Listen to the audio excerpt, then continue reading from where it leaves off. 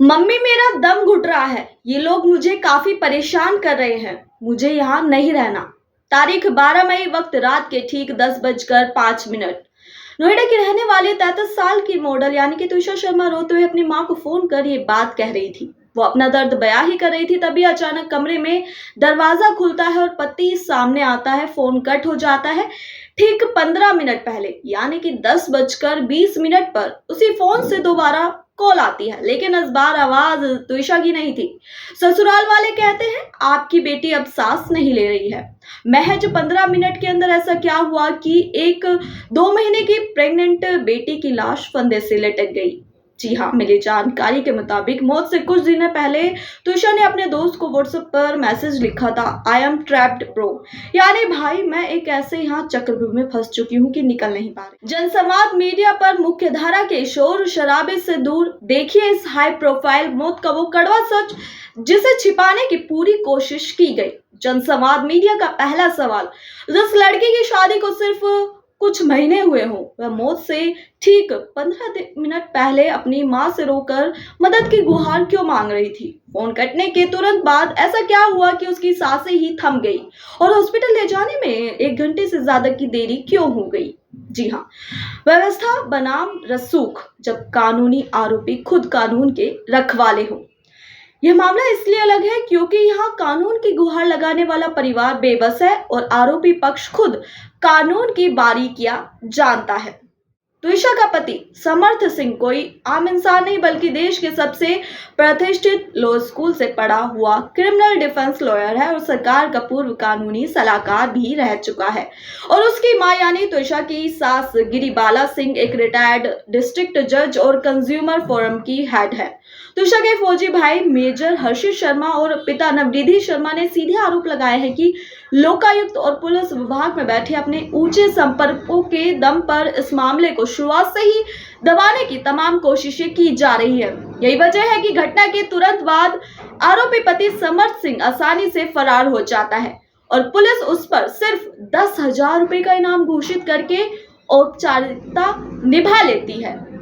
हमारा दूसरा सवाल, जब देश का एक नामचीन क्रिमिनल लॉयर और एक पूर्व जज खुद कानून के घेरे में हो, तो क्या एक आम पीड़ित परिवार को निष्पक्ष जांच की उम्मीद रखनी चाहिए?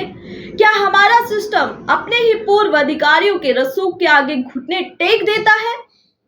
पोस्टमार्टम का विरोधाभास, क्या वाकई यह एक सुसाइड था? भोपाल पुलिस ने जल्दबाजी में प्रेस कॉन्फ्रेंस कर दावा कर दिया कि एम्स भोपाल की शॉर्ट पीएम रिपोर्ट के मुताबिक ये मामला एंटीमोर्टम हैंगिंग यानी कि आत्महत्या का है। लेकिन ऐसी पोस्टमार्टम रिपोर्ट का पन्ना नंबर 2 पुलिस की इस थ्योरी की धज्जियां उड़ा देता है।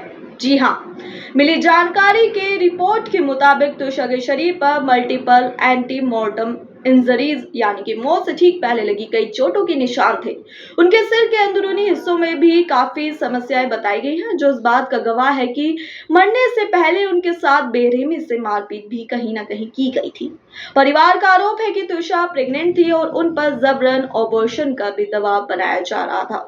इसी गहरे आत्मविश्वास के कारण आज कई दिन बीत जाने के बाद भी परिवार ने तुषा का अंतिम संस्कार नहीं किया। उसकी लाश आज भी भोपाल के मुर्दा घर में इंसाफ का इंतजार कर रही है। तीसरा सवाल, अगर यह एक सामान्य आत्महत्या थी तो फंदे पर लटकने से ठीक पहले तुषा के शरीर पर मारपीट के गहरे संघर्ष के ये निशान आखिरकार आए कहां से? क्या किसी इंसान को फंदे तक धकेलने से पहले बेरहमी से पीटा नहीं गया था क्या? गायब सबूत का रहस्य, पुलिस की चूक या मिली भगत? अब बात करते हैं उस सबसे बड़े खुलासे की जिसने भोपाल पुलिस की साख को कटघरे में खड़ा कर दिया है। कानून की फांसी के मामले में जिस चीज से फांसी लगाई गई उसे पोस्टमार्टम करने वाले डॉक्टरों को सौंपना अनिवार्य होता है, लेकिन हैरान करने वाली बात यह है कि जांच अधिकारी ने डॉक्टरों के सामने वो नॉयलॉन की बेल्ट पेश ही नहीं की। तीसरा सवाल, अगर ये एक सामान्य आत्महत्या थी तो फंदे पर लटकने से ठीक पहले तुषा के शरीर पर मारपीट के और गहरे संघर्ष के ये निशान आखिरकार आए कहां से? क्या किसी इंसान को फंदे तक धकेलने से पहले बेरहमी से पीटा नहीं गया था? गायब सबूत का रहस्य, पुलिस की चूक या मिली भगत? अब बात करते हैं उस सबसे बड़े खुलासे की जिसने भोपाल पुलिस की साख को कटघरे में खड़ा कर दिया है। कानून के मुताबिक संदिग्ध फांसी के मामले में जिस चीज से फांसी लगाई गई यानी कि लिटरेचर मटेरियल उसे पोस्टमार्टम करने वाले डॉक्टरों को सौंपना अनिवार्य होता है। लेकिन हैरान करने वाली बात यहाँ ये है कि जांच अधिकारी यानी कि आईओ ने डॉक्टरों के सामने वो नॉयलन की बेल्ट पेश ही नहीं की जिससे तुषा के लटकने का दावा किया गया था। बाकायदा लिखा कि कथित बेल्ट पुलिस द्वारा पेश नहीं की गई है, इसीलिए गले के निशानों का वैज्ञानिक मिलान संभव नहीं है। के बीच पुलिस कमिश्नर ने इस गंभीर लापरवाही को स्वीकार किया। चौथा सवाल, एक इतने हाई प्रोफाइल मामले में जहां आरोपी खुद कानून के सबसे बड़े जानकार हैं, वहां जांच अधिकारी इतनी बड़ी चूक आखिरकार कैसे कर सकते हैं? क्या यह एक सिर्फ लापरवाही थी या फिर जानबूझकर सबूतों को कमजोर करने की कोई सोची समझी कोशिश? जी हां, चरित हनन का घिनौना खेल, मृतक पर कीचड़ उछालना। जब कानूनी शिकंजा कसने लगे तो इसे हाई प्रोफाइल परिवार ने खुद को बचाने के लिए एक और पैंतरा चला। कोर्ट में अग्रिम जमानत की अर्जी देते हुए आरोपी सास ने दलील की कि तुषा को गांजे और ड्रग्स की लत थी, वह मानसिक रूप से बीमार थी और डिप्रेशन में थी। लेकिन जनसंवाद मीडिया आपको सच बताएगा। पांचवा सवाल, हमारे समाज और कानूनी सिस्टम में यह चलन क्यों बन गया है? जब भी किसी बेटी के साथ क्रूरता होती है तो आरोपी खुद को बचाने के लिए सबसे पहले उस मृत बेटी के चरित्र और मानसिक स्थिति पर कीचड़ उछालने लगते हैं। क्या ऐसे रसूखदारों को मिलने वाली तुरंत राहत इंसाफ के तराजू को कमजोर नहीं करती? केस डायरी का खेल, व्यवस्था की जांच इस पूरे मामले में अब सबसे बड़ा मोड़ आ चुका है। तुषा के परिवार की याचिका के बाद स्थानीय अदालत ने पुलिस डायरी यानी कि केस डायरी को अपने पास तलब कर लिया है। यह केस डायरी सिर्फ कागजों का पुलिंदा नहीं है, यह गवाह है कि कैसे बंद कमरों में कानून के पन्नों को अपने हिसाब से मोड़ा जाता है। लेकिन आज जनसंवाद मीडिया पर सवाल सिर्फ इस केस डायरी का नहीं, सवाल हमारी और आपकी सोच का है।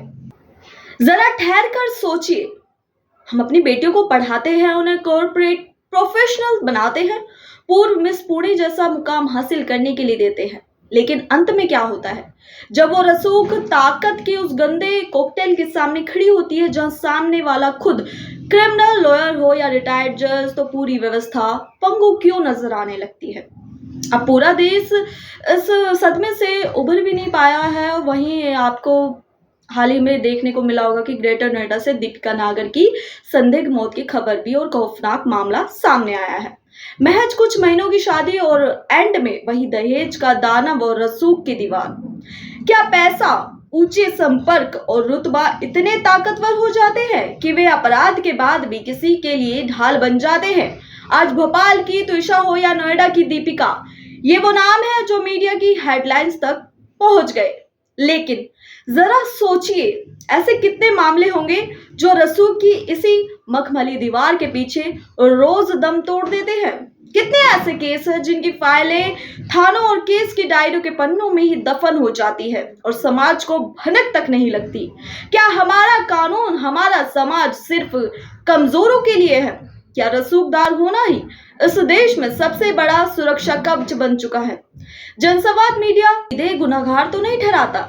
ये मामला फिलहाल न्यायालय और स्पेशल इन्वेस्टिगेशन टीम SIT के अधीन है और कानूनन सच क्या है यह तय करना सिर्फ अदालत का विशेष अधिकार है। लेकिन हमारी नजर इस केस पर लगातार बनी हुई है।